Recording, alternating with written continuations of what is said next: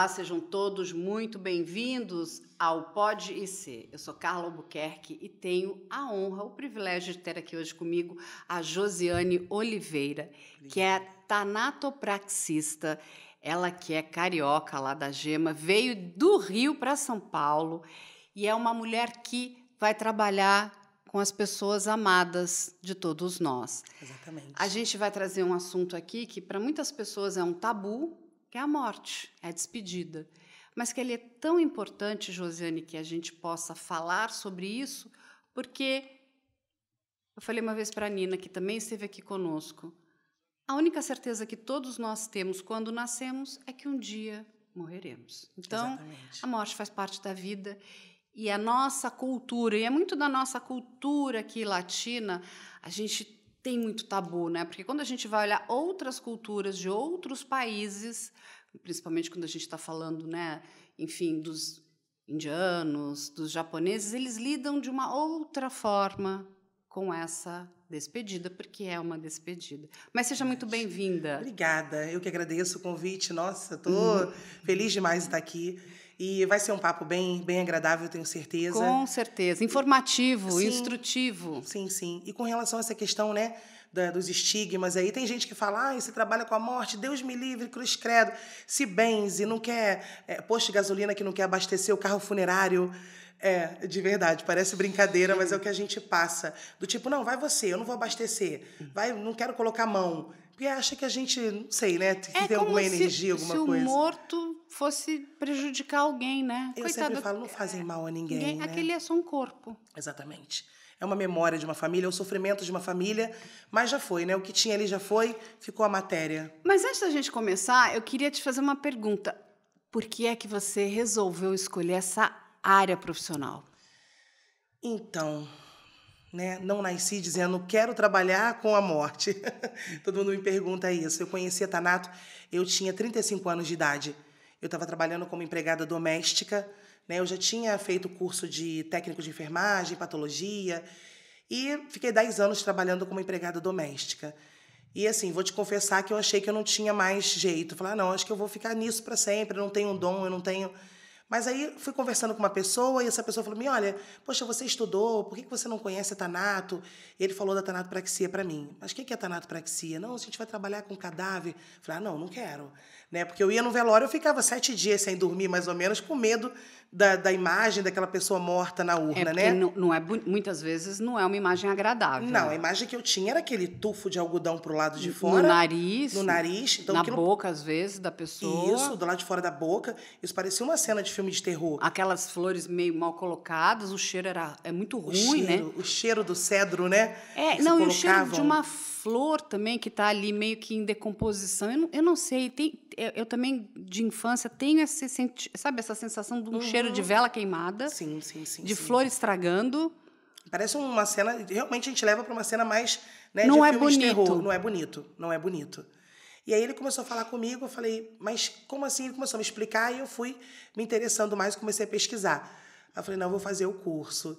E assim, fiz com o pé meio atrás, né? Mas quando eu coloquei os meus pés pela primeira vez no laboratório, tinha um corpo em estado de putrefação na mesa e não senti nada, sabe? O medo foi embora, era como se eu tivesse feito aquilo a minha vida inteira. É claro que eu não fui direto colocar a mão, eu fiquei um pouco observando. E aí, como se eu tivesse feito isso a vida inteira, não parei mais. Né? Tenho 8 anos, estou engatinhando na profissão, mas desde 2 anos de formada eu já ministro o curso. Já tenho aí vários alunos que estão no mercado de trabalho, graças a Deus. E a gente vem com essa bandeira da humanização, né? Não é só a técnica, é a humanização também, tem que ter, né? É a humanização e mais do que isso que você fala, né, de forma muito correta, você está cuidando, né? É a despedida de uma pessoa que era amada por outras pessoas e que merece todo o respeito. Porque é a despedida definitiva. Definitiva. Vai ser o momento do último adeus, né? Como é que ele tá, né? Como ele tá? Será que ele tá bonito? A família pergunta pra gente, às vezes, liga no laboratório, já tá pronto? Ele tá bonito? Sabe? Então tem aquela preocupação, como tá o rosto dele? E aí a gente sempre fala, não, tá com o rosto brando, né? E quando chega no velório, a gente abre a urna, que eu digo que é o momento de cair a ficha, né? É o momento de quando a gente abre a tampa e quando a gente fecha. Aquela história, 5 minutos para fechar a urna, é totalmente verdadeira. A gente precisa falar isso para a família. E aí é quando começa o desespero, né? Sim. Não Porque... fecha, não fecha, não faz isso, não leva. Nossa, esse momento é complicado.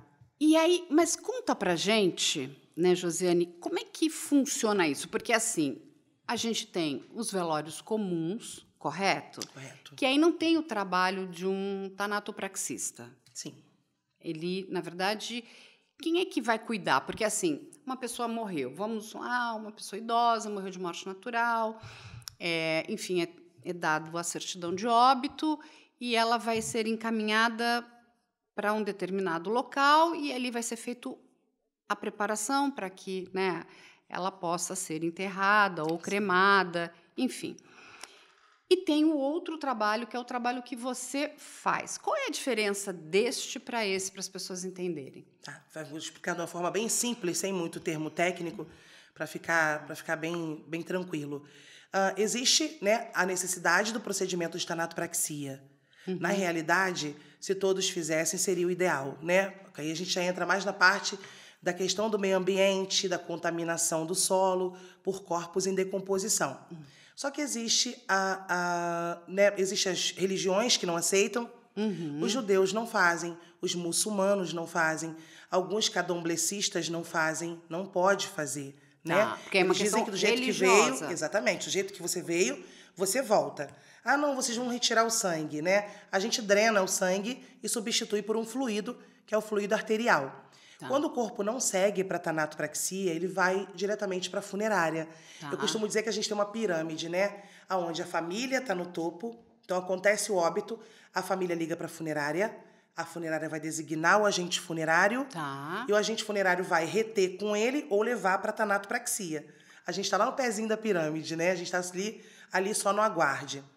E se a família não tem condições, porque algumas funerárias já colocaram isso no plano, a tanato no plano. Entendi. E isso é bom demais, né? Outras não colocaram, então é um procedimento particular que se paga à parte. E ele é caro? Custa em média, infelizmente não é tabelado, tá, né? Tem funerárias que fazem por R$700, R$800 o procedimento. E muitas famílias falam para mim, olha, foi a melhor coisa que eu escolhi. Porque no momento da liberação, o corpo já estava com gases, já estava extravasando líquidos corpóreos pelo nariz e pela boca. Então, isso já é um risco para a saúde, né? Porque nesse extravasamento já tem micro-organismos. E a família, durante o velório, a gente explica para a família, olha, a tendência é esse extravasamento piorar com o passar das horas. Né? Principalmente se tiver calor, por exemplo. Porque é uma questão biológica da decomposição do corpo humano. Vai avançar, né? Então os gases vão aumentar e aí começa o extravasamento. E hoje, se isso acontecer numa capela, o que acontece? A própria administração do cemitério, ela tem como norma fechar essa urna e antecipar o horário do sepultamento. Entendi. Então, às vezes vou esperar um parente vir de longe. Ele vai transladar. Translado, viagem, né? Faleceu em São Paulo, vai para a Bahia, vai para o Rio. Tem que passar pelo procedimento.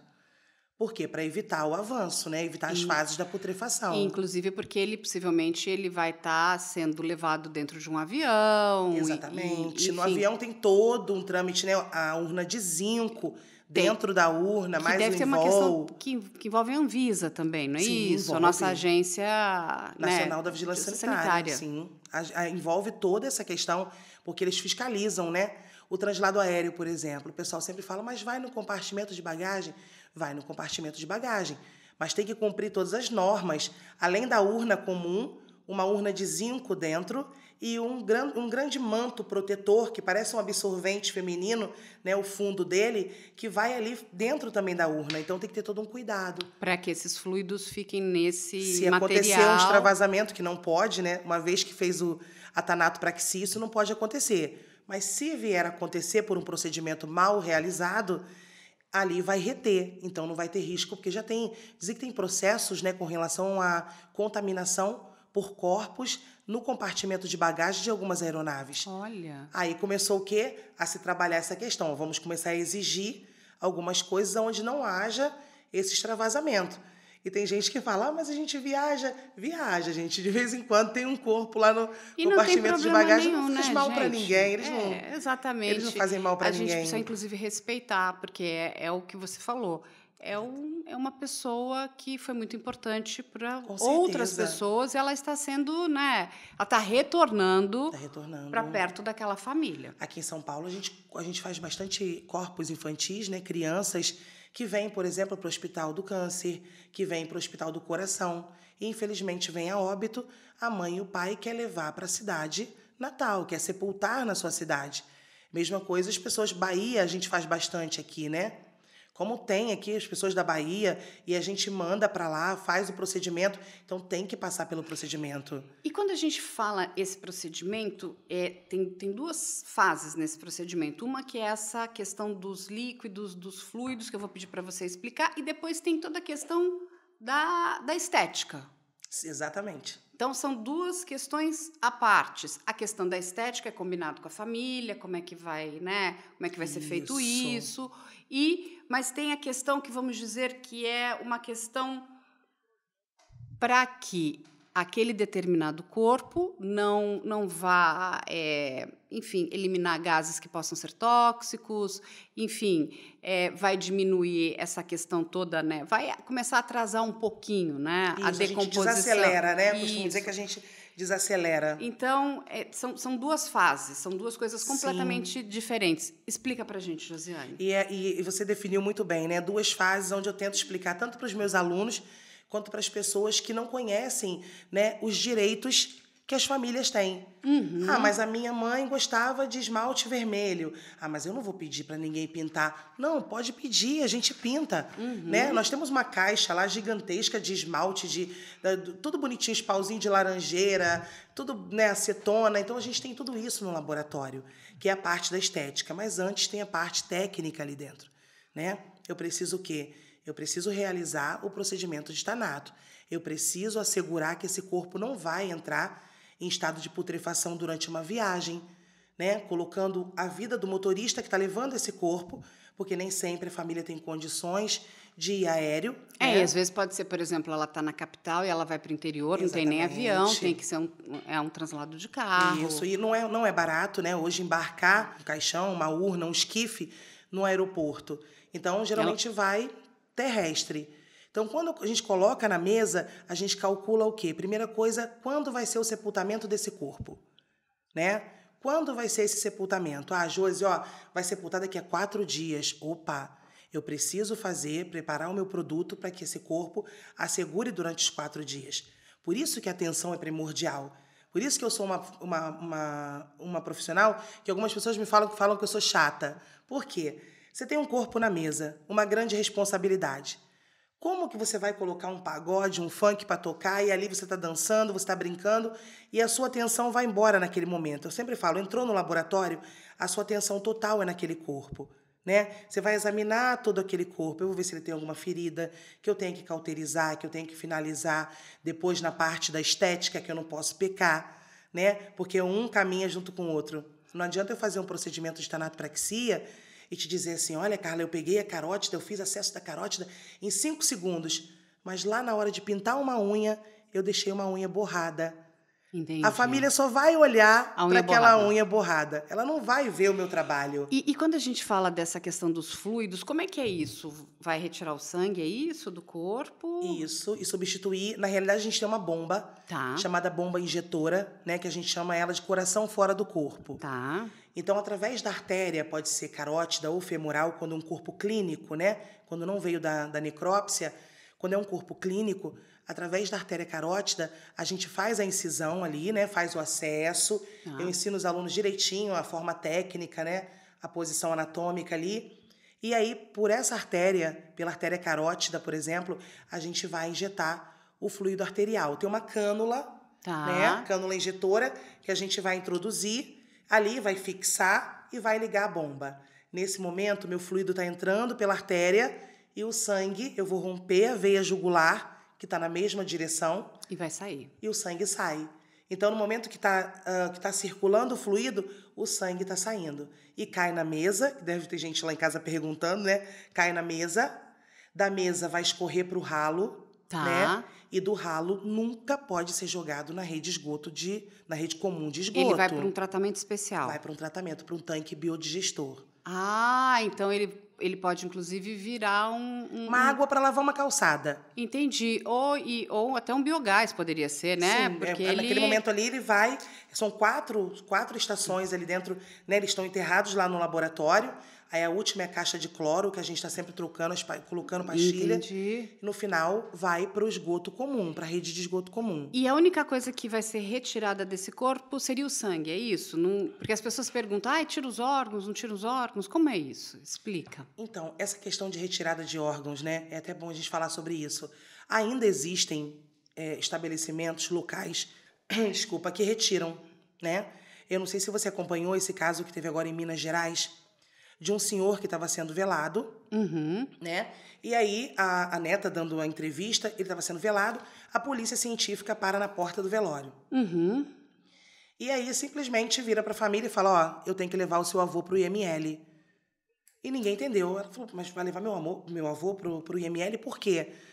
Porque ele teve uma denúncia de que retiraram os órgãos dele. E aí ela disse que foi aquele Deus nos acuda para falar para a vozinha, ele já tinha que ir para a igreja. Então tinha todo um trâmite ali, toda uma cerimônia. Recolheram esse senhor, foi agora mês passado, recolheram ele, levaram ele para o IML. Chega lá, faz a incisão abdominal, o que tem dentro dele? Pó de serra. Cadê os órgãos? Não, ainda tem profissional que defende esse tipo de procedimento, né? Cadê os órgãos? Vamos em cima do dono da funerária. Retirou sem autorização da família. Totalmente, né? E ele depende de cadáver, gente. Exatamente, ele era um paciente de CA, né? Ele tinha falecido de CA de próstata, né? De câncer de próstata. Então, um corpo clínico. Eu não posso abrir um corpo que veio fechado para mim, né? E aí foram atrás do dono da funerária, cadê os órgãos? Cadê os órgãos? Os órgãos estavam dentro da sepultura onde ele seria sepultado. Dentro de um saco, dentro da sepultura. E por que fizeram isso? Porque as pessoas, é o que eu costumo dizer, as pessoas não querem avançar, sabe? As pessoas aprenderam dessa forma, então como eles sabem que a nossa putrefação geralmente começa do nosso intestino, o que as pessoas passaram a fazer? Tirar tudo de dentro, como se fosse inibir a proliferação de bactérias. Mas a gente tem procedimentos onde a gente realiza e não precisa fazer esse tipo de coisa com cadáver. Então, ou seja, é por pura ignorância, Josiane? Para mim, muita falta de conhecimento.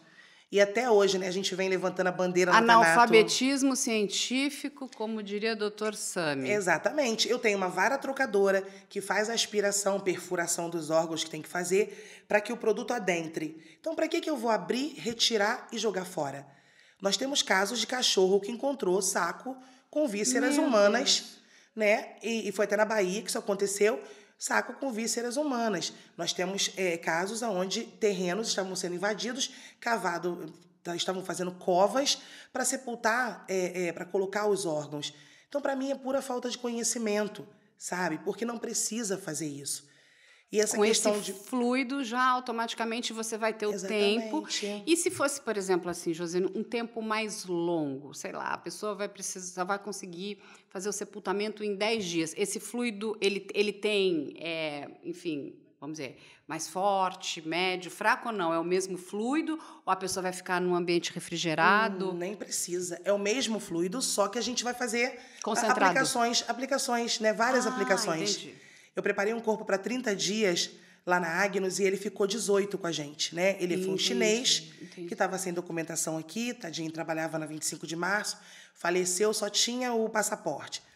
Aí a gente falou, Josi, ela vai precisar preparar para um bom tempo, porque a família vai ter que resolver esse trâmite aí de documentação. E ele ficou com a gente. Então, uma vez que você faz, né, essa questão do tratamento... Vai injetando líquido. Exatamente. Você vai trocando esse líquido durante algumas vezes e ele causa como se fosse um cozimento, até ficar totalmente estéril na cavidade abdominal. Então, ali eu não tenho mais avanço de bactérias. Eu não preciso retirar nada e jogar fora, sabe? Isso é surreal. Você chegar numa exumação, hoje está acontecendo o quê? As famílias chegando na exumação de um familiar, o sepultador, né, que o pessoal conhece como coveiro, o sepultador pegar um saco, pega os ossos, coloca no ossário, pega o saco e fala assim, ó, isso aqui são órgãos, tá? Mas por quê? Dentro do... Porque agora algumas pessoas ainda trabalham assim, né? Ah, é um corpo necropsiado, vai tratar o corpo necropsiado, põe dentro do saco, amarra, coloca dentro da barriga. A família chega no velório, a primeira coisa que faz, né, debruçar em cima. E muitos familiares me procuram e falam assim, Josi, por que tinha um saco dentro da barriga da minha mãe? Meu Deus. Ou seja, é um corpo necropsiado É uma que falta poderia de ser tratado. respeito. Então eu não consigo entender o que ainda pensam sobre isso, sabe? E quando a gente fala, a pessoa, não, mas eu aprendi assim. Só que hoje em dia avança. O saco, ele impede a decomposição. Sim, é plástico. Exatamente. A família tem os ossos e tem um saco de órgão. O que eu faço com o saco de órgão agora? Eu vou pegar, desculpa, Carla, eu vou rodar e vou jogar dentro da funerária. E falar, vou quebrar vidro com tudo, eu sempre falo isso, que eu sou mais visceral. Deus me livre se acontecesse comigo. Eu jogar dentro da funerária e falar, agora vocês vão dar um jeito É um nisso. desrespeito. E deixa eu te fazer uma outra pergunta, que é bem curiosa, eu vou depois te explicar por que eu estou fazendo essa pergunta. Quanto tempo demora para fazer essa troca de fluidos num corpo adulto? A troca só ou todo o procedimento? Não, só a troca. Por exemplo, tirar, né, o sangue da pessoa e injetar esse fluido arterial para que a pessoa fique com o corpo preservado. Sim. Na injeção e na pressão certa, né? Porque até isso a gente tem que olhar, menos de 10 minutos. Esse Então, procedimento é muito acontece. rápido? Sim.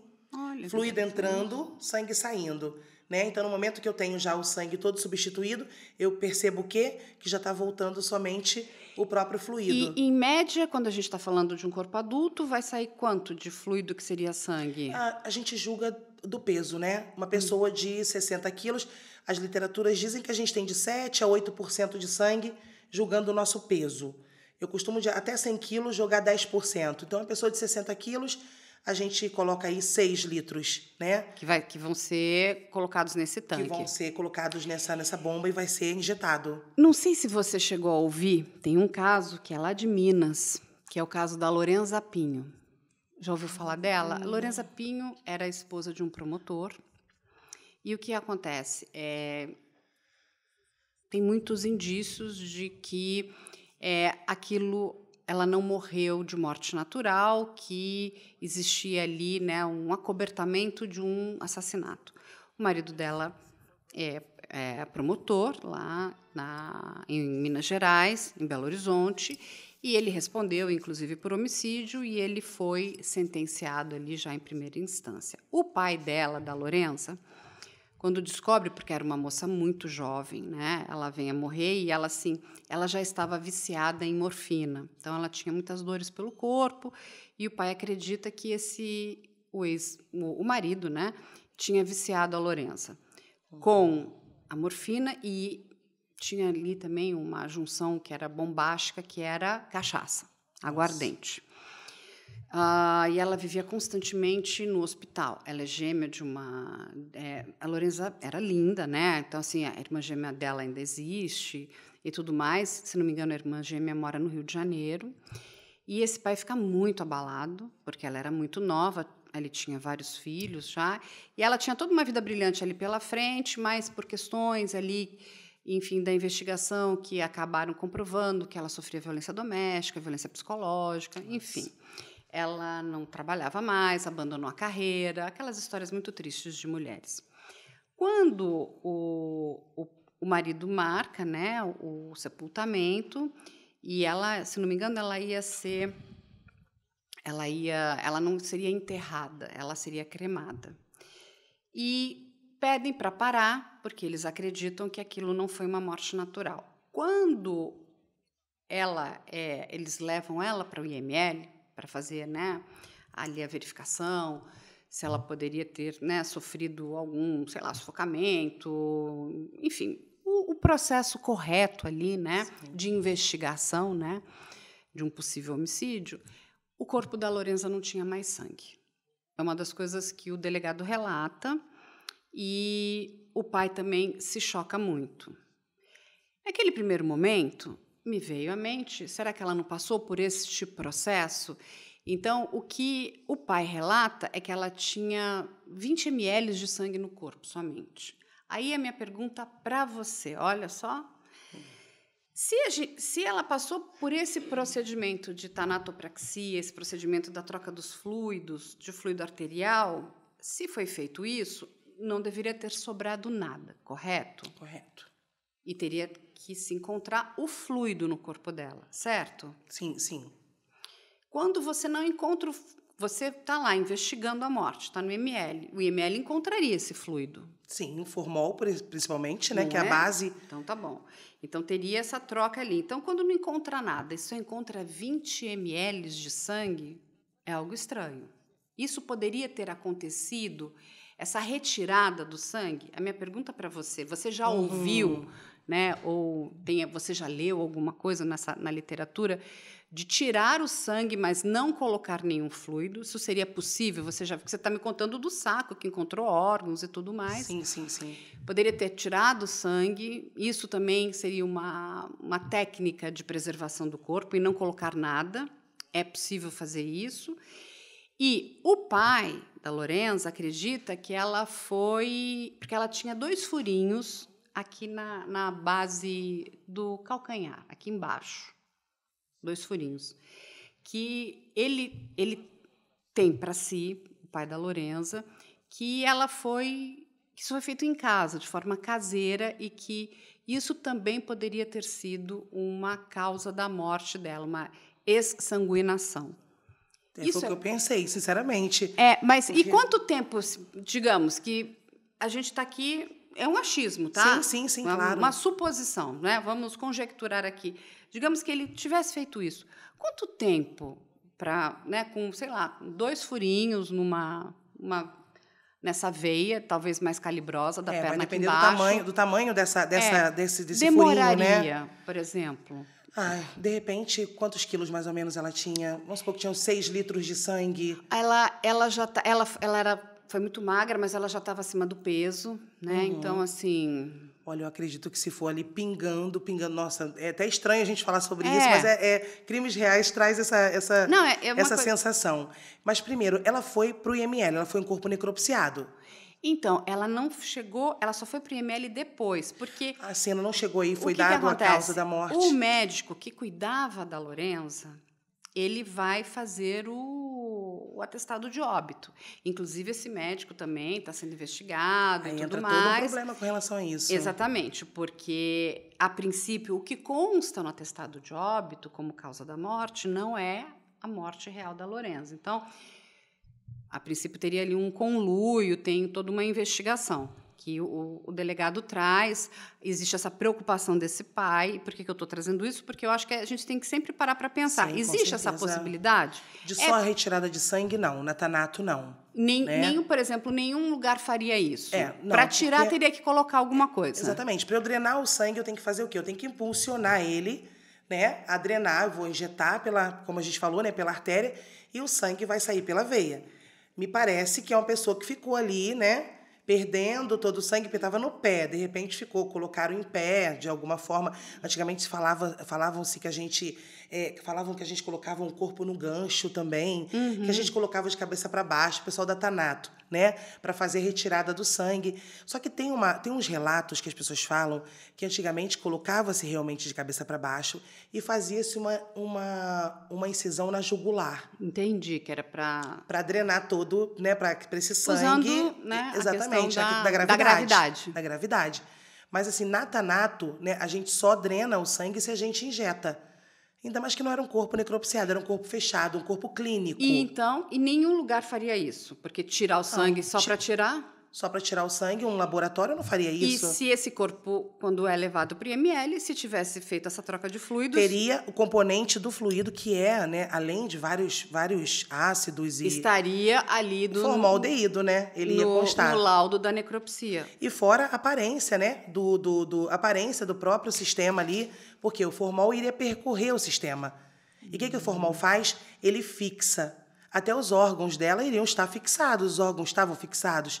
Estavam perfurados pela vara trocadora, por exemplo, que a gente usa. Olha que interessante o que a Josiane está trazendo para a gente. Ele fixa, porque ele percorre os órgãos, então, né? Se isso de fato tivesse acontecido na funerária, essa troca de fluidos, entraria o formol, o IML encontraria isso estaria no laudo de necropsia, e a Josiane conhece... O aspecto dos órgãos seria completamente diferente. Muito do assunto, porque está trazendo a história do saco, então é possível retirar e não colocar. Então, é possível, sim, que ela tenha enfim, sofrido essa exsanguinação. É bem mais possível do que o procedimento. Uma que o procedimento só pode ser feito se a família autoriza. Alguém da família teria que autorizar esse seria procedimento. O marido, até então ele não era suspeito de nada, ele estava Sim. providenciando o enterro, é que o pai liga, vai conseguir ligar para a polícia, e a polícia vai chegar nesse velório e vai parar o enterro, e esse corpo vai... E aí, se ela passou pela necrópsia, né, eu não sei qual foi o laudo, mas os órgãos dela eram para estar todos, né, atingidos pelo formol. E o que o formol hoje, o que o formol faz nos órgãos? Como se fosse um cozimento, né? Ele ficam mais endurecidos. A gente tem uma vara trocadora que não vai para tanato sem fazer aspiração, então esses órgãos estariam perfurados por uma lança, né? A vara é uma vara com ponta de lança. Entendi. Então, quando a gente introduz, é para tirar líquidos, gases e para perfurar os órgãos para que o fluido adentre. Então, o corpo ia ter muito mais sinais, incisões.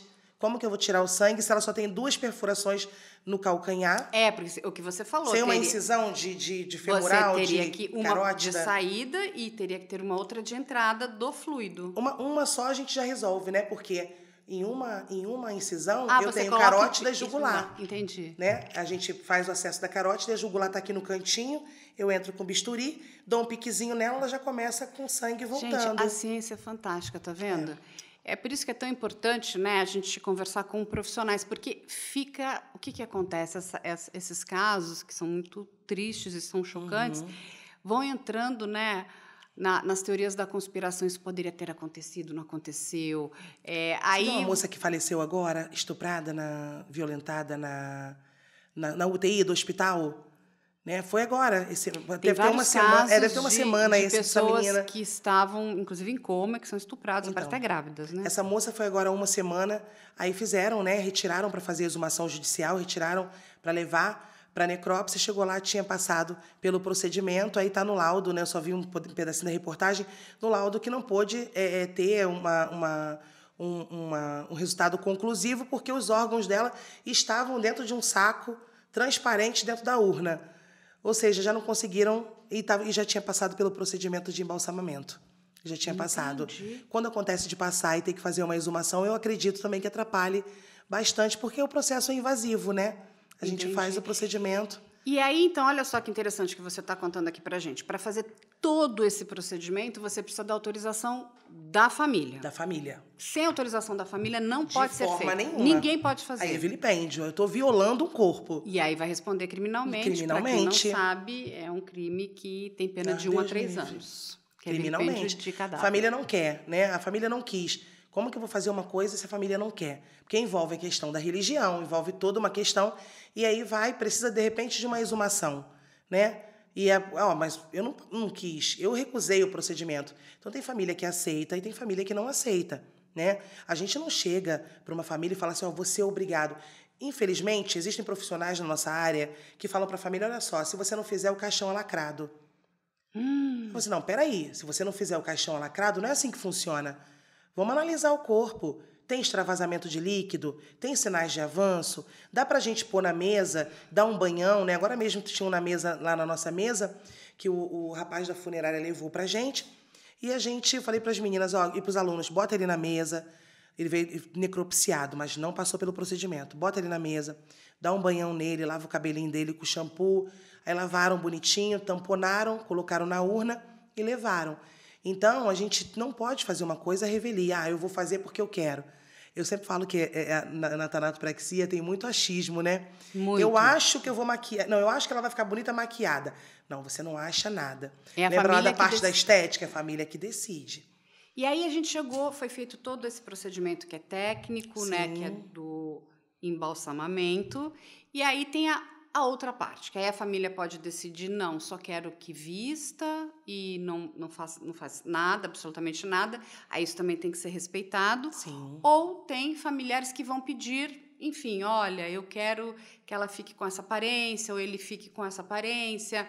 A gente já ouviu o caso, até a própria Nina falou, ele era uma pessoa que tinha falecido, ele era drag queen, então a família queria que ele fosse, né? enterrado da forma que ele mais gostava, né, de se ver. Como que é essa outra fase? Tem essa parte, né? Essa questão da drag queen, do homem trans ou a mulher trans. A gente teve um caso muito triste, né? Que foi da Lana. Eu esqueci agora o estado que aconteceu isso, qual estado, depois eu me lembro e falo. Era uma mulher trans, fica doente, fica poder do pai e do irmão, né? Ficou internada e aí a barba cresceu, enfim, faleceu. O pai mandou um terno, ainda mandou fazer um cavanhaque nela. E aí gerou toda uma comoção e começaram a vir para cima de mim, que o pessoal adora me marcar nas coisas, né? Mas o que você faria? É o que eu falo. Tudo que a família manda pra gente é o que a gente vai cumprir. Mesmo que a família não entenda, né? Exatamente. Eu posso estar vendo um seio lá, eu posso estar vendo uma sobrancelha definidinha e tudo, todo trejeito, mas eu não posso fazer nada. Às vezes o próprio agente funerário fala, poxa, Josi, ó, tá mal guerra lá, mas a família... Uns queriam que trouxesse roupa de mulher, outros feminina, outros queriam que vestisse masculino, porque disse que nasceu homem, que não sei o quê. Todo esse preconceito, esse preconceito das pessoas, né? Que às vezes vem dentro da própria família. Então, tudo que a família manda pra gente, na medida do possível, a gente tenta, né? Tem coisas que a família quer mandar e fala, olha, não dá, né? Mas assim, já mandaram para mim cerveja. Você bota uma latinha de cerveja na mão dela, uma senhorinha segurando uma latinha de cerveja. Eu falei, boto, não tem problema nenhum. Mas vem a parte da estética, onde mandam a roupa. E é incrível que assim, tá frio, eles mandam uma roupinha de frio. Aí tá pra calor, não sentir frio. exatamente, tá calor, manda uma roupinha de calor. Então, para você ver que a família ainda acha que aquela pessoa tem a sensação térmica, né? E tem colegas, tem agentes funerários que brincam, né? Como eu falo, existem profissionais e profissionais. E eu já vi tipo de brincadeira, não sei para que mandar isso, acha que ela vai sentir frio. Não é isso. É o sentimento da família naquele momento. Né? A família está sofrendo, ela quer que vista aquela roupa. Preparei o corpo de uma menina de 14 anos há pouco tempo, que faleceu de anorexia. Tadinha. E aí a mãe mandou todos, sabe? Olha, escreveu no papel a pulseira rosa no braço direito, a borboletinha do lado esquerdo do cabelo. Então, todo aquele cuidado é onde a gente não pode pecar. É onde eu falo que não adianta eu fazer o procedimento dentro do laboratório, eu ser uma profissional que faço tanato plantando bananeira, né? Uma suposição que tem gente que bate muito no peito, não, porque eu faço e aconteço, e na hora da finalização não respeita a vontade da família. E aí é um procedimento que também pode ser muito demorado, porque dependendo do que a família vai pedir, o que você estava nos contando aqui, querem que pinte a unha, faça a maquiagem, arrume o cabelo. Infelizmente, às vezes, a pessoa pode ter morrido por um acidente, então a face pode estar machucada. Sim, então, sim. tudo precisa ser acomodado com... E a gente É um pergunta, processo pra maquiar? longo? Demora 1h40, 2 horas em média, dependendo do estado do corpo, né? Tem corpos que já vêm com sinais de avanço, aí ficam mais tempo na mesa, a gente vai trabalhando ali numa luta incessante de parar aquela proliferação, porque o pessoal pergunta muito, mas os corpos que você prepara não se decompõem? Não, a gente trabalha de uma forma onde o corpo vai se decompor. Mas se for um corpo avançado, vai demorar mais tempo. Se for um corpo clínico que não tem nenhum sinal de avanço, a gente faz o procedimento em 1h40, 2 horas, incluindo a estética, a ornamentação, tudo isso. Mas eu já cansei de... Já vi alguns episódios que a família manda chamar o tanatopraxista. Por quê? Porque chega lá, a pessoa tá cheia de maquiagem, né? Não, pelo amor de Deus, falei para não passar. Aí você vai em cima do tanatopraxista e ele fala, não, é porque eu achei... Eu vivi uma situação que eu quase dei um treco, literalmente. Eu estava em um curso, numa certa cidade, né? E aí tinha uma pessoa influente do tráfico. Faleceu, paf, foi para o laboratório. Entra aquela parte, né, da gente que a gente não pode julgar, tem que fazer uma separação. Ali dentro eu sou uma profissional, então, tenha feito o que for, eu tenho que tratar. Existe uma família. Como os médicos, né? Existe exatamente, né? E tem gente que não entende muito bem isso. E aí eu estava na aula, né, finalizamos esse corpo desse rapaz, e ele ia seguir, eu já tinha a planta lá do agente funerário, que já tinha mais de não sei quantas, né, pessoas lá do meio dele aguardando esse corpo. E aí eu fui descansar, o corpo ficou lá embaixo, todo arrumadinho, bonitinho, pronto para a moça liberar, a moça da recepção liberar o corpo. Daqui a pouco meu telefone toca, o dono da funerária. Ô, Jô, me chama de Jô, Jô, você tá louca? Os caras estão aqui querendo me matar, que não sei o quê. Os caras estão... Matar, modo de dizer, né? Estão aqui brigando, não sei o quê. Eu falei, o que aconteceu? Por que você passou batom nele? Eu falei, eu passei batom nele? Ai, nossa, Carla, olha... E eu que chamei o Odete, chamei o Flávio, falei, vamos descer agora, chama os alunos todos e vamos botar aqui embaixo agora. O que aconteceu? Eis que um aluno abençoado, né, que se estiver vendo o programa sabe que é ele, que eu nunca vou esquecer na minha vida, virou para mim e falou assim, do nada, fui eu. Assim mesmo, com desse jeito, fui eu. Falei, por que você passou batom nele? Eu estava dormindo, aí ele me pediu que ele queria uma... Ele estava dormindo, o aluno dormindo, né? E o cadáver que estava na urna pediu para ele descer e passar uma cor no lábio dele. Falei, jura? Que ele foi lá em você e pediu para você vir passar batom na boca dele. Tem coisas que é viagem, né? Uma coisa é a gente ter essa coisa energética, a gente ter essa questão mais... Mas outra coisa é a pessoa falar... Eu falei, você enfiou a gente numa enrascada, botei um medo nele tão grande. Sabe, ele ficou com o olho desse tamanho. E aí eu tive que explicar para essas pessoas... Né? Pedir desculpa, que foi só na tentativa de botar uma cor no lábio, mas aí você tem que tomar frente numa coisa que não foi você que fez. É difícil, e tempo de apanhar, né? Tem gente que apanha de família, eu canso de ver fica casos com raiva. que tanatopraxista apanha, agente funerário apanha. Então, são coisas que a gente tem que ter muito cuidado. Não tem essa coisa, eu acho. Ah, meu Deus, eu acho tanta coisa, se a gente fosse fazer tudo que a gente acha, né? Falei, não, então a gente tem que trabalhar de acordo com a família. Então, a família mandou, a gente coloca. Mandou peças íntimas, a gente coloca. Os meus alunos ficam até assim, mas não mandaram a peça íntima, não mandaram cueca para ele. Eu falei, quando a gente tem uma doação, eu até coloco. Né? Quando tem doações lá, eu até coloco. Mas quando não tem, eu falei, gente, a família não mandou, a gente não pode fazer nada. Mas tudo que eles mandam, a gente, na medida do possível, tenta fazer. E quando a gente, por exemplo, fala, né? Porque existem 2 tipos de sepultamento, vamos dizer assim, tem os corpos que serão sepultados, né, no cemitério, e tem os corpos que serão levados para o crematório. Tem alguma diferença? O procedimento da tanatopraxia é o mesmo? A gente sabe que se a pessoa for cremada, você precisa tirar, né, metal, algumas coisas do corpo. Sim. Na realidade, a única coisa que a gente precisa retirar hoje é o marca-passo. Tem muita gente que em casa que me procura no privado, fala, Josi, eu queria ser cremado, mas eu tenho prótese, né? Eu tenho platina, né? Alguns falam, eu tenho platina, eu tenho pino, vai ter que abrir minha perna e tirar? Não, já calcificou. No dia da cremação, essas platinas, essas peças vão ficar no crematório. Então, a única coisa que a gente tira hoje é o marca-passo. Tá. Por ser um dispositivo... Pode explodir. Para evitar uma certa explosão. Então, o marca-passo ele é bem superficial. A gente faz uma incisãozinha e vai puxando ele. Tá. Né? Ele vai desligando os eletrodos ali, né? Que está tudo ligado ao coração. E ele vai saindo. Então, a única coisa que a gente tira é o marca-passo. Mas, por exemplo, se a pessoa quiser que numa cremação ela esteja já anel, brinco, vai tudo junto? Ou tem geralmente que tira. Geralmente tira. Né? Tiram-se as alças do caixão, né? A tampa do caixão também é retirada por conta do vidro, né? Pode causar explosão lá dentro, é desnecessário. Mas, assim, vão com roupa, né? As pessoas pensam assim, mas arrancam as roupas, tiram da urna. Tem alguns crematórios que já estão seguindo um modelo mais internacional e estão colocando em uma urna que é um papelão. E eles fazem a destruição da urna. Tá. A família é conscientizada de que essa urna será destruída. Até para não misturar história, né? Com os restos, aí entra aquela história que nada, pegam a urna e vendem. Não, mas o correto é eles descartarem a urna, né? Mas a maioria vai dentro da urna. Tá. E aí o pessoal tem muito disso, mas vou levar outra cinza para casa, cinza de outra pessoa.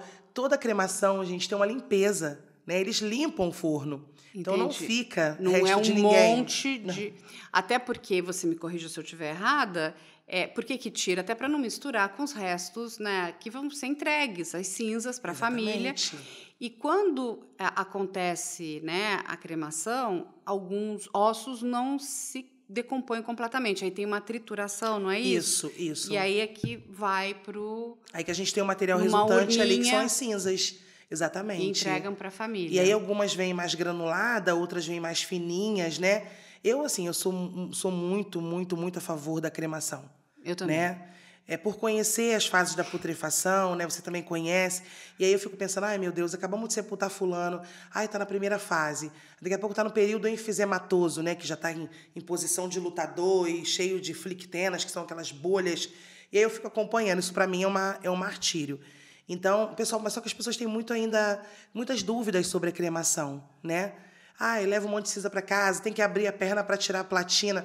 Não precisa tirar nada, vai ficar tudo lá. Diz que depois eles juntam para mandar para reciclagem, né? O próprio crematório junta e manda. Então, eu assisti uma cremação esses dias no Paraná e fiquei lá grudadinha lá assistindo. Já tinha assistido algumas, mas essa foi bem...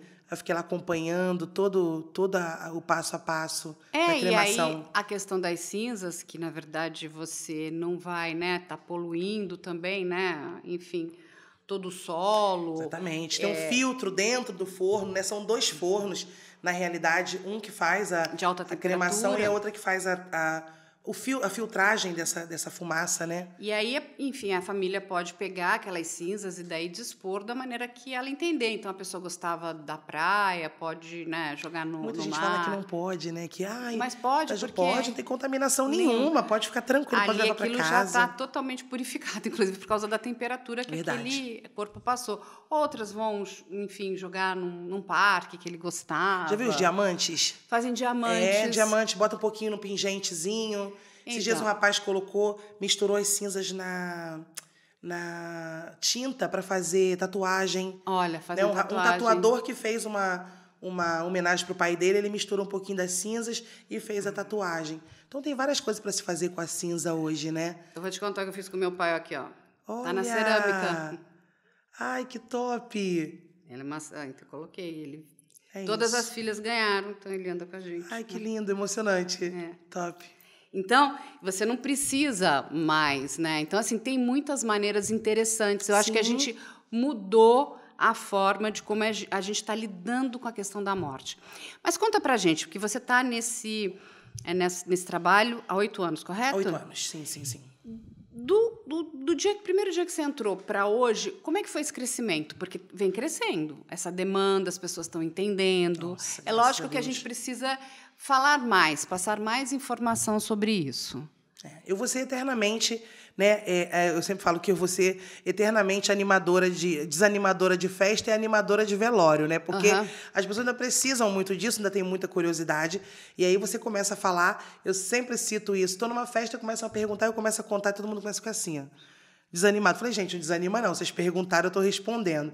Mas assim, eu já notei um grande crescimento, né? Claro que ainda falta muita coisa, né? O nosso projeto de lei, por exemplo, está no Senado. A senadora, quando foi apresentar, me deu vontade de chorar, porque ela apresentou de uma forma totalmente esquisita. Jura? A nossa profissão, ela não pesquisou. Ela começa meio que embelezamento de defunto. Você vai falar no Senado, vai perguntar para mim, embelezamento de defunto, alguém conhece? Não, embelezamento de defunto.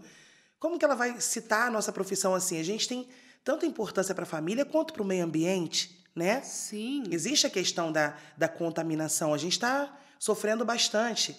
Hoje em dia, a gente sabe que o subproduto da decomposição é cancerígeno.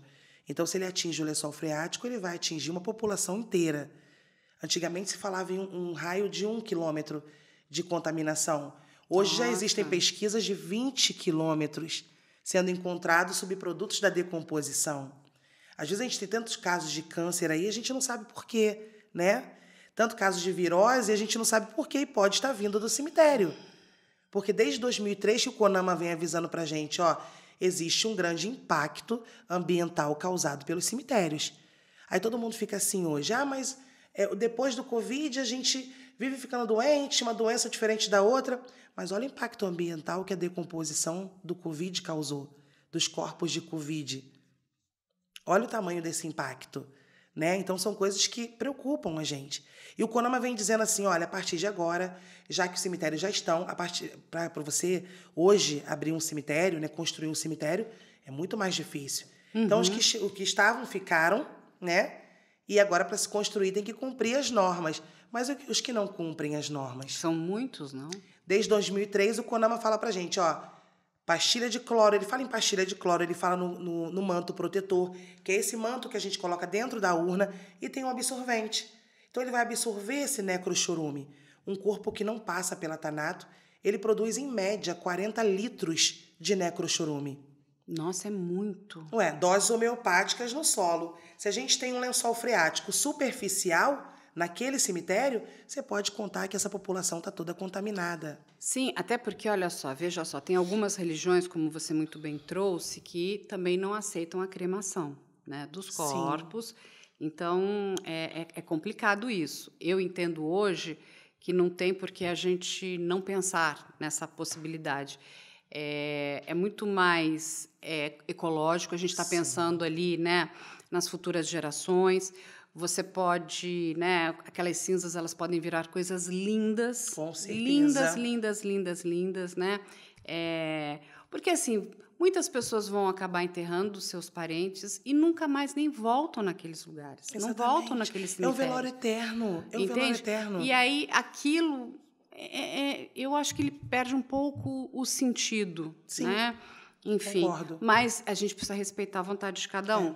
Mas a questão da tanatopraxia, da ciência, ela é extremamente importante. Olha o que você está trazendo, né? Sim, então, com certeza. De ter, pelo menos, a pessoa não quer maquiar, está tudo certo, a pessoa não quer... Mas precisamos tomar esses cuidados, né, biológicos, exatamente, né, questões técnicas, para que a gente não venha a... Já tem locais, Santos, por exemplo, só sepulta se tiver a presença do invol, do manto protetor. Por quê? Porque sabe que todo necrochorume vai ficar retido ali, né? Ele já é uma exigência, só que você, na realidade, né, no português, claro, existe a exigência, não existe fiscalização, não vou cumprir, né? Se não me fiscalizam, eu vou cumprir para quê? Então, no momento que existir a fiscalização, olha, se é para colocar o manto protetor, para que segure esse necrochorume, para que esse necrochorume não atinja o solo, vamos todo mundo colocar. Então, já tem várias cidades que já só aceitam, se no momento lá eles abrem a urna, o manto protetor tem um cartãozinho que vem com as informações do óbito, eles veem o manto protetor lá, ok. Então, é como eu te falei, ele é um plástico que ele tem um grande absorvente, como se fosse um absorvente feminino, no fundo, e ali vai reter. E depois disso vira um saco de ossos. Entendi. Faz o quê? Tira toda aquela parte da urna, né? Porque ele está por dentro, as partes da urna, pega ele e faz assim nele, ó, ele vai virando um saco de ossos. Então ali pode pegar aquele saco, colocar ou no ossário, né? Ou na própria sepultura da família, quando precisa, quando vai exumar. Porque o particular fica lá, o sepultamento, né? Os ossos ficam lá. Mas no público, 3 anos tem que exumar. E é onde eu digo, as famílias não aparecem, né? Como você mesma disse, as famílias não aparecem, aqueles ossos ficam lá, eles precisam desocupar. O que eles fazem? Eles fazem a exumação e jogam dentro de um poço de ossos, chamado de ossário coletivo. Porque todo cemitério tem que ter um ossário coletivo. Tem que ter. Precisa desocupar o espaço. A família não voltou mais. Mas o cemitério não me ligou. A data da exumação está no documento que a família recebe no dia do sepultamento. Na maioria das vezes está lá. Ou, se não tiver, a família tem que procurar a administração para ver direitinho a data. Quando é que ela tem que fazer isso? Exatamente. Então, a maioria, a família nem volta, né? Aí vai lá, exuma, né? Eles exumam e jogam dentro de um poço de ossos. Não queira ver o que é um poço de ossos. Dá nervoso, assim, se olhar. Eu não gosto muito, né? Eu até levo os meus alunos, às vezes, para assistir cremação, exumação, desculpa, mas eu não gosto muito da questão do ossário coletivo, mas tem que existir, não pode jogar fora.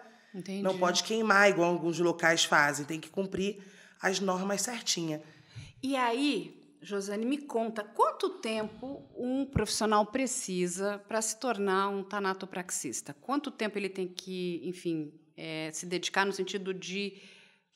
Eu vou me formar, eu preciso de 1 ano, 2 anos, quanto é esse Eu costumo dizer tempo? Que para ser um tanatopraxista, né, ele precisa estar atuando na área, né? Uhum. Um aluno, ele faz o curso de tanatopraxia, ele tem o conhecimento, mas na maioria dos locais aqui no Brasil, né, os cursos são de 3 a 4 dias, são intensivos. Tá. Né? Existem os mais extensos, mas aí são junto com necrópsia, né? O de tanatopraxia são de 3 a 4 dias, por incrível que pareça. O nosso curso são 7 dias. O aluno fica com a gente, aula teórica, aula prática, mas é o que eu sempre falo, é um curso, né? É uma direção, não há caminho. faz-se caminho andando. E ele vai né? ter que depois continuar... Quando eu fiz o meu curso, eu fiz no mesmo prazo... Se especializando. Que é o meu, e eu estagiei durante 1 ano. Eu fiquei 1 ano estagiando sem nenhum ganho no laboratório para ganhar experiência. Então, assim, tem muitos alunos meus que saem. Hoje, graças a Deus, o nosso trabalho, o meu trabalho, junto com o Instituto Agnus Dei, é muito bem visto, porque eu sou uma pessoa... Eu exijo dos alunos, eu tenho que exigir porque é meu nome, é o nome da instituição, né? E é o amor da vida de alguém. Não vai sair dali achando que a vida é uma festa, fazendo de qualquer jeito. Então, a maioria segue ainda em treinamento. Algumas empresas dão oportunidade e coloca para ser auxiliar primeiro, para depois estar assumindo um plantão. Isso é importante, né? Porque não adianta você pegar uma pessoa recém-formada, tem gente que já vem de um tempo na profissão, bate no peito, mas está cheio de vício. Né? Vício do jeitinho brasileiro. E a gente não pode ter isso na profissão. É o que eu tento sempre falar, né? A gente precisa humanizar e treinar. A tanatopraxia avançou, não precisa estar ensacando órgãos, não precisa jogar órgãos de ninguém fora. Eu sempre falo isso. Por quê? Porque a gente avançou. Existem procedimentos que a gente pode realizar e não precisa ser desse jeito. E me conta uma coisa, Josi. Tem algum... Você já passou por algum evento que você falou foi estranho aqui dentro, quando você estava preparando um corpo? Porque eu sei que as pessoas vão querer saber sobre isso. Eu sempre falo, às vezes, nos programas que eu vou, né? Eu falei, gente, será que eu não vou ser repetitiva? Mas, assim, eu passo por algumas situações, né? Eu sou muito sensitiva. Tá. Isso vai muito da pessoa, né? Cada um sente uma energia. Não sei se você já sentiu em uma cena, Sim. né? Aquela coisa quando você fala... Tem trabalhos nossos que parece que a gente levou uma coça, assim, tá cansado, tá... Né? Às vezes, nossa, preparei 2 corpos, parece que me bateram, tô com o corpo doendo. Então, cada um tem uma forma de sentir. Eu já tive alguns episódios, né? Essa questão de estar com a cabeça baixa e a sensação de que tem alguém te observando, né? E eu tenho comigo, assim, cada um tem um jeito de lidar. Eu tenho comigo o seguinte, eu não olho na direção. Porque eu não vejo nada, tá? Tranquilo, ver, não vejo. Vi uma silhueta uma vez, que eu estava até com a Odete dentro do laboratório, e visualizei uma senhora do lado do corpo dela. Ali, para mim, foi... Tipo assim, o medo que eu senti foi fora do comum. Minha alma tá até hoje tentando voltar pro corpo. Estranha. Foi bem estranho. Mas, assim, a questão energética a gente sente, né? Pessoas que praticam autoextermínio, eu sempre falo, a maioria é muito pesado. É difícil. É um procedimento que parece que não rende. É como se fosse uma certa resistência, sabe? Eu não tenho essa questão de conversar com o cadáver. Eu não tenho costume de ficar... Quando a gente fala em conversar, acho que algumas pessoas acham que é ficar ali dentro do laboratório de trelelé com uma pessoa em óbito. Não é isso. É quando eu sinto uma certa resistência. Entendi. Sabe? Do tipo, olha, eu sei que... Eu já me peguei várias vezes falando, eu sei que essa mesa tá fria, eu sei que você quer sair daí, mas eu também preciso que o procedimento dê certo. Você vai viajar horas, sua família tá te esperando. Nesses momentos meus de desespero, quando eu vejo que o procedimento não está rendendo como esperado, eu converso, né? Já teve casos do agente funerário machucar uma pessoa, a testa de um óbito, e eu tentar de todas as formas, eu estava com alunos dentro do laboratório, eu tentar de todas as formas e não respondia. Eu tentava a reparação, eu colocava a massa restauradora e não respondia, a massa não endurecia. E, por fim, eu tirei os alunos da sala, sentei na cabeceira da urna e falei, pelo amor de Deus, me ajuda. Porque se você não me ajudar, eu vou perder meu emprego. Eu não sei mais o que fazer. Sabe? E eu ainda falei para ele assim, foi incrível, eu falei assim, eu vou sair 10 minutos, eu vou fumar um cigarro e eu vou voltar. Se o senhor não reagir, eu vou ter que mandar assim mesmo. E olha, Carla, por Deus, quando eu voltei, os meus alunos estão de prova, aderiu de uma forma, eu falei, gente, eu acho que eu tenho que conversar só no desespero mesmo. E aderiu numa forma que você não tem noção, né? Aonde eu vou, o pessoal fica para mim, conta da cigana, né? O caso da cigana, já ouviu? Não, me conta. No laboratório, eu recebi o corpo de uma cigana. Uhum. E aí o agente funerário disse para mim o seguinte, Josi, olha, tá aqui a saia, era uma saia, né? Bem bonita, vermelha, o lenço igual a saia e uma blusa branca, transparentezinha, fininha. Aí ele disse assim, ó, a blusa é transparente, então a família quer o lenço por cima da blusa, cruzado na ponta. Tá bom, né? Peguei ali, a gente tem que ter muito cuidado com isso, para você ver que o nosso trabalho começa desde o momento que a gente abre o portão até o momento que vai embora. A atenção tem que ser, o estado de presença tem que estar ali o tempo todo. Porque se eu pecar em alguma coisa, esquecer alguma coisa, já era. Essa história, aqui dentro tem um cordão de ouro. Não, peraí. Você vai esperar, eu vou abrir e ver se realmente está ali dentro. Senão a gente deixa o colega embora e depois como é que a gente vai falar que não estava lá? Então, nossa atenção tem que ser total. Por isso que eu sempre falo para o pessoal, gente, não dá tempo de sofrer. Dá tempo de ser respeitosa e empática. Mas sofrer não dá. Porque eu tenho 1 milhão de coisas para organizar ali até o momento que aquele óbito sai da clínica, né? Uhum. E aí ele me entregou, lá nesse laboratório, num fluxo grande de corpos. Na hora de passar, meia hora antes de passar o plantão, eu sempre vinha olhando todos os corpos para ver se estava todo mundo bem, né? E aí, a hora que eu vinha, tá todo mundo bem, não sei o que, meu jeito. E aí, todo mundo bonitinho. Quando eu passei por ela, sabe quando eu falo que a vida passa assim, igual um filme na nossa cabeça? Eu olhei e falei, cadê o lenço? Eu olhei para ela, o lenço não estava em cima da roupa dela, da blusinha dela. Eu tinha passado para o colega isso, falei, quando for vestir, né, a gente faz o procedimento e o outro colega veste. Coloca o lenço. Coloca o lenço. Eu falei, cadê o lenço? Ninguém viu o lenço. Procura o lenço daqui, procura o lenço dali. Falei, não, gente, deve estar de brincadeira. Eu trabalhando de pouco. Falei, ai, meu Deus, eu vou ser mandada embora. E sempre esse medo, né? Gostava tanto do que eu fazia e gosto do que eu faço. E aí eu falei, ninguém tinha visto o lenço. Não, que o lenço não tá. E virava os óbitos para ver se não estava no fundo da urna de alguém. Sei lá, podia ter ido parar em algum lugar. Sem querer, E aí foi o momento que eu cheguei para ela. Na beira do caixão dela, eu falei, pelo amor de Deus, me ajuda. Sabe? Esses momentos de desespero, eu acho que isso tem uma energia muito forte, né? Eu falei, me ajuda. Eu não consigo encontrar o seu lenço. Eu não sei cadê o seu lenço. E aí, o pessoal já querendo ir embora, aquela pressa toda, do lado do caixão dela veio para mim assim um lixo. Eu não escutei nada. Veio o lixo na minha cabeça. Eu falei para eles dois que trabalhavam comigo, eu vou pro lixo. Ah, porque eu não vou mexer em lixo agora, porque a gente já vai passar plantão e você vai abrir saco de lixo, vai virar galão de lixo. Eu falei, eu vou virar. Peguei um saco do IML, né, que o IML manda aquele saco cinza, tinha alguns guardados, peguei, coloquei no chão, falei, eu vou virar. E aí eu virei, fui arrastando, eu virei, eles vieram me ajudar, acho que ficaram com pena, né? E aí, procura daqui, procura dali, o colega vai e levanta o saco assim, ó, com o lenço dela dentro do lixo. Então eu não tenho como duvidar disso, sabe? Eu sei que as pessoas comentam, mas isso não existe, cada um tem o seu, cada um tem a sua sensibilidade. Sim, temos que respeitar. Às vezes o que a gente acha que não é uma carga, o bar, por exemplo. Às vezes você vai num bar, você toma 2 cervejas, você sai maravilhosamente bem. Tem pessoas que estão junto com você ali, que você bebe 1, 2 cervejas, você sai completamente bêbado e se sentindo mal. Tudo é energia. Só que cada um tem sua forma de captar essas energias, né? E, Josi, você sempre procura saber do que a pessoa morreu? Eu tenho acesso ao atestado de óbito. Tá. Eu não tenho muito acesso, né, assim, a outras coisas, só que o corpo fala, né? Entendi. Às vezes, assim, idoso, né? Quando você olha o idoso e você vê maltratado, aquelas úlceras de decúbito, né? Aquelas escaras. Muito tempo acamado, né? Exatamente, desidratado, com aquelas unhas grandes. Aí eu sempre explico para meus alunos, tá vendo? O corpo fala. Só que, assim, eu tenho acesso ao atestado de óbito, né? Que vem ali a morte, a causa da morte. Mas tem agentes funerários que trazem histórias pra gente. Eu não sei se isso é bom ou se é ruim.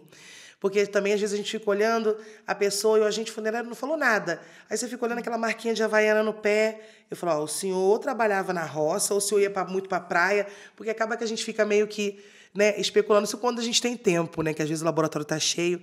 Mas tem muitos agentes funerários trazem a história, né? É como quando a gente teve o avô e a neta, por exemplo. Aí chegou os dois. E a agente funerária, ela chegou chorando ao extremo. Eu falei, o que foi? Ela, Josi, eu trouxe para vocês tratarem o avô e a neta. O que houve?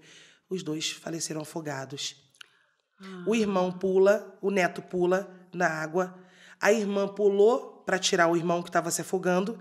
Começou a se afogar também. O avô pulou. Conseguiu tirar o neto. Mas ele não conseguiu se salvar. E aí a gente tinha o neto, o avô e a neta, um em cada mesa no laboratório. Toda uma turma, né, desestabilizada, porque mexeu com todo mundo. A menina da funerária, a agente funerária chorando sem parar. Então, são coisas que a gente tem que saber lidar o tempo todo. É por isso que eu chamo meus alunos para a realidade. Vamos? Eu sempre falo isso. Por quê? Quando eu menos espero, tá fazendo carinho na mão de uma criança. E ali, naquele momento, se eu deixar aquilo ir à frente com um aluno meu, ele pode fazer um gatilho. Ele pode ter um gatilho ali a qualquer momento. Ele pode se comprometer psicologicamente, naquele momento. Eu sempre falo, a nossa importância, mas você é fria porque você cuida de uma criança morta. Não, pelo contrário.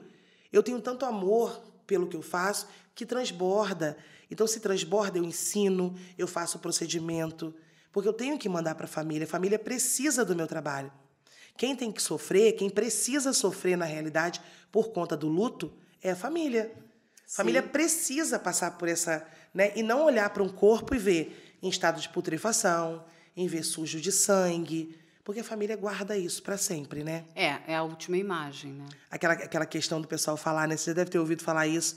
Tem até um caso na internet que a moça foi assassinada, e aí quando o assassino entrou, ela sangrou. Eu fiquei assim, gente, o que às vezes a falta de conhecimento pode levar uma família a fazer? Até mesmo assassinar uma pessoa inocente. Sim. Porque eu pensando, deduzindo, eu falei, gente, de repente foi um corpo que foi necropsiado, não passou pela Thanato. O IML hoje tem IML que faz suturas maravilhosas, tem IML que a sutura... Deus nos acuda, né? 2 dedos Frankenstein. Exatamente, que Deus nos acuda. Então entram 2 dedos em cada, né, entre cada ponto. E aí começa ali uma proliferação, vai começar os gases. A tendência é o quê? São os gases empurrar esse sangue. E se eu tenho uma incisão, né? Esse sangue vai começar a extravasar por essa incisão. Então, não é porque a pessoa está pedindo vingança. Eu sempre falo, é o corpo que está pedindo Thanato, está pedindo me sepulta, porque eu já estou numa forma onde já tem uma grande proliferação de bactérias aqui.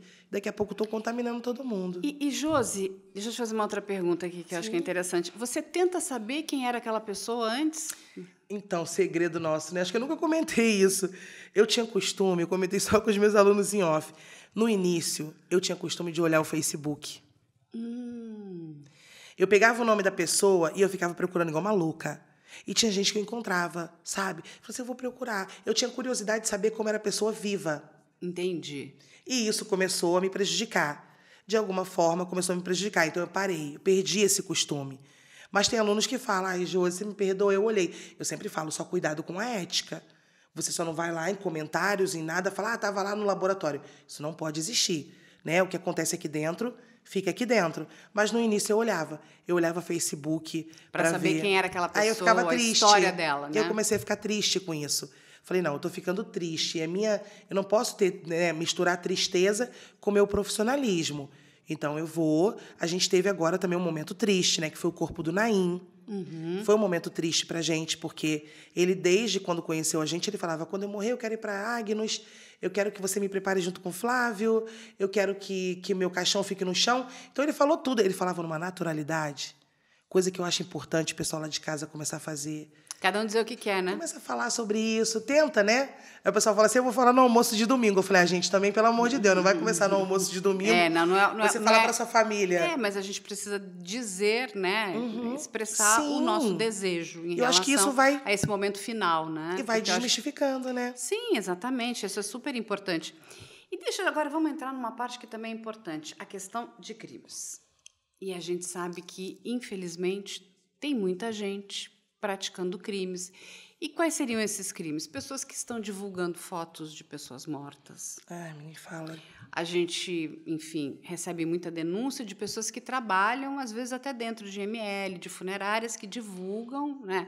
Principalmente se a pessoa for uma celebridade. Vamos lembrar aí do que aconteceu com Marília Mendonça. Aquilo foi horrível. Cristiano Araújo. Não, assim, um absurdo isso. Que também é vilipêndio de cadáver. Sim, sim, sim. E uma outra coisa que também é chocante, que às vezes nós encontramos, até outro dia saiu uma matéria muito grande, de um profissional que mantinha relação sexual com cadáveres. O que aconteceu? Ele pegou uma doença, exatamente por conta das bactérias, e passa para sua companheira. Que vai descobrir essa prática que é de necrofilia. E aí, como é que você lida com isso? Porque você já deve ter visto casos também sobre isso. Então, a gente já viu bastante, né? Assim, nunca lidei com ninguém que tenha feito algo desse tipo. Senão eu já estava na cadeia há muito tempo, sou a primeira a denunciar, é claro. Só que é uma coisa que choca muito a gente, né? Para você ter noção, quando os corpos estão lá na mesa, lá no laboratório, eu sempre falo para os técnicos e para os alunos, tampem as partes íntimas. Por quê? Ali é um laboratório. eu recebo vários profissionais de várias funerárias, né? Vamos supor que alguém ali está com o telefone, tá fingindo que está falando, está filmando, porque isso, infelizmente, eles ganham dinheiro com um tipo de coisa dessa. Vendendo essas imagens. Né? Eles vendem essas imagens. Então tem todo o cuidado do mundo. O celular é proibido entrar no laboratório. Né? Não existe a possibilidade de aluno entrar com o celular no laboratório de forma nenhuma. Partes íntimas tampadas, eu sempre explico por quê. A gente pode, a qualquer momento, ter um familiar entrando dentro do laboratório. Que não quer ver aquela imagem. Eu estava no laboratório com o corpo na mesa de um rapaz que fazia medicina, foi no Rio de Janeiro, e ele perdeu a vida no homicídio. E o pai dele invadiu o laboratório. E aí a gente estava na porta, porque estava gritando, não, vamos ficar na porta. Que não vai... Quando eu olhei, o homem tinha quase 2 metros, ele veio igual um furacão. Eu falei, sai, deixa ele passar. Deixa ele passar, ele está em estado de choque. Se a gente fica na frente, ainda vai apanhar ainda. E ele entra no laboratório e se jogou em cima do filho. Né? Então, são coisas que podem acontecer a qualquer momento. Já pensou um familiar entrar e ver o seu ente querido ali com as partes íntimas, né, destampadas, à mostra? Isso não pode acontecer. É questão de Mas, respeito, infelizmente, né? esses crimes... teve agora, né, aquela questão da festa no IML, que foi que desvendou, e teve uma grande investigação com relação a isso. Mas eu acredito que ainda continua, infelizmente. Eu sempre tento atentar as pessoas para isso, porque tem gente que fala que não sabia que esse crime existia. Os cemitérios, por exemplo, a falta, todo local que eu vou, eu faço questão de falar sobre a falta de segurança dos cemitérios. Tem gente desenterrando os nossos entes queridos para abusar. Meu Deus. Como é que aquelas 3 meninas entraram no cemitério? Aquelas 3 adolescentes? Aquilo é um absurdo. Elas estavam ali achando que elas estavam fazendo um jogo, abrindo... E da fala do terno, né? Ah, ele tá de terno. Será que ele morreu no casamento? Se fosse um bebê, seria mais legal. Foi essa colocação, sabe? E aí, para os pais, isso, né? eu vi um pai falando, o pai falou, eu quero que ela seja punida pelo que ela fez. Eu não tenho culpa disso. Então, todo mundo culpa os pais. É macabro, é desrespeitoso. A moça, a senhora, 7 dias de CA, sepultada há 7 dias. O camarada dentro de um bar. Eles conversam ali, aí fazem uma aposta. Eu duvido que você vai lá e você faz tal coisa. O que ele fez? Ele foi lá no cemitério. Não, entrou no cemitério como se fosse uma avenida, né? Uma rua, porque ele entrou com a maior facilidade do mundo. Ele tirou a tampa do lóculo, né, da gaveta, que também deve ter feito algum barulho, mas... Ninguém fez nada. Ninguém. Os cemitérios, a maioria, estão a Deus dará. E aí ele tira ela para o lado de fora, abusa, volta para o bar, conta para o dono do... Não, aliás, ele conta para os amigos, o dono do bar disse que ele entrou com um cheiro insuportável, porque o odor da putrefação, com certeza. Muito forte. Um odor insuportável, onde o dono do bar ouve ele falando que ele foi, fez, aconteceu. Ele dá detalhes do que ele fez. E aí o dono do bar falou, não, eu vou chamar a polícia. Chamou a polícia. E a polícia prendeu ele. Mas você tinha que ver a filha, sabe? A forma que a filha fala, contando na reportagem, a dor. É um sepultamento 2 vezes, né? É a morte 2 vezes para aquela filha. É de um desrespeito, né, Josi? É um absurdo. Por isso que eu acho que a gente tem que realmente parar para pensar sobre as questões da cremação. Sim. É mais seguro, é mais ecológico. E dá segurança, pelo menos um mínimo de segurança nos cemitérios, você vai deixar, né, as cinzas daquele seu parente num lugar onde você gosta, Exatamente. que você vai querer estar perto de alguma forma. Você pode transformá-la em algo de uma grande recordação. Mas vale falar que o pessoal em casa que quer ser cremado tem que falar com a família precisa autorizar, né? Não adianta, isso é igual doação de órgãos. Ah, sou doadora de órgãos tecidos. Não, a família precisa Minha família fala, não, acabou, não sou doadora de mais nada. E é onde eu também venho sempre explicando, sempre que eu tenho espaço, eu falo sobre a doação, para desmistificar. Ah, vai doar pele? Eu não vou arrancar minha pele toda. Gente, não arranca pele. São lâminas em partes que nem aparece. Na parte inferior da coxa, no abdômen, nas costas, pequenas lâminas. E a que própria salvam vidas, né, de pessoas. Exatamente. E a própria enfermagem faz uma finalização para a gente, nem aparece, mas as pessoas acham. Quando o Gugu foi doador de pele, todo mundo, mas Josi, cadê ele vai ficar sem pele? Achava que tirava tudo, como muita gente em casa acha que tira tudo. Não, são lâminas, então a pele pode ser doada após o óbito, né? Não, eu acho o seguinte, doação é importantíssimo. Sim, e não é só morte encefálica, né? Pode se doar de outras causas de morte, os tecidos, por exemplo, ossos, pele, né? E o osso ele é muito usado, inclusive até na parte, né, dentária, de reconstrução. Tendões, vasos para cirurgias, microcirurgias cardíacas. Então, isso tudo hoje a pessoa pode doar até após o óbito.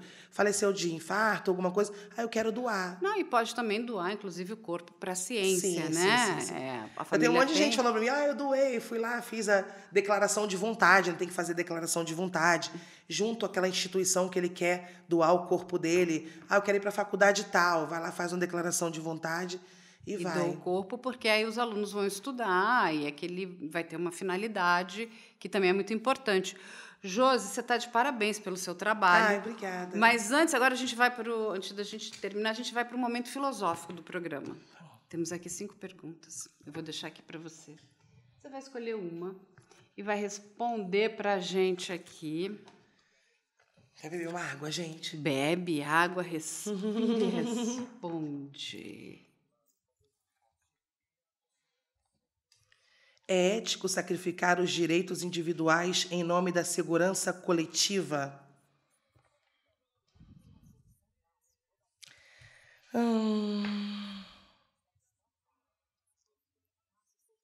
Explica para mim. Quando a gente pensa, né, nos Aqui, explica para mim. Tá bem investigativo essa pergunta. Seus direitos individuais, né? Porque nós temos. Então, vamos falar aqui uma coisa simples. A LGPD, a Lei Geral de Proteção de Dados, né? Sim. Então, hoje muito se fala que nós poderíamos, inclusive, né, ter todas as câmeras integradas para que a gente pudesse descobrir criminosos, né, pessoas que estão sendo procuradas, mas aí a gente vai esbarrar com a LGPD, que vai dizer, opa, a Lei Geral de Proteção de Dados diz que eu não posso repassar essas informações. Aí você fica, eu tenho esse direito, está dentro, né, da nossa legislação que protege os meus dados. Sim. Tirei você né, coloquei agora no mundo digital aqui. O que você acha? A gente é ético? A gente abrir mão disso para poder ajudar, enfim, a encontrar procurados, criminosos? Eu acho que, eu vou ser muito sincera, quando a gente não deve, a gente não teme, né? Então, eu acho que, para mim, eu não teria problema nenhum com isso. Eu acho que seria válido, se fosse para a gente ajudar tantas pessoas, né? Eu passei por uma coisa que eu não posso abrir totalmente em público, mas eu passei uma questão com meu filho que eu vi você falando sobre o assunto e foi bem tocante para mim com relação a jogos, né? E com relação a jogos virtuais e com relação a assédios que acontecem dentro dessas salas desses jogos, principalmente o Free Fire. É destruidor. Eu não consigo falar ainda porque eu não me recuperei ainda, né? Eu vi coisas que através de um celular, que eu não acreditava que aquilo poderia existir. Então, eu acharia, até em nome do meu filho, né? Quem não deve, não tema, em nome da segurança e de outras pessoas, é claro, né? Até para salvar quantas pessoas, né? A gente não pode salvar. Então, eu acho totalmente, quem não deve, não teme. Se eu não tenho nada a dever, pode abrir, pode integrar, que está tudo certo. Mas, felizmente, quem vai contra é porque tem alguma coisa... É uma questão muito filosófica, né? Tem uns que têm alguma coisa a temer, tem outros que querem perguntar, mas o que vai ser feito com o meu dado? Será que, né, se eu passar o meu dado para o Estado, esse dado vai ser bem preservado? Tem pessoas que têm medo. Olha, hoje a gente tem medo do Estado.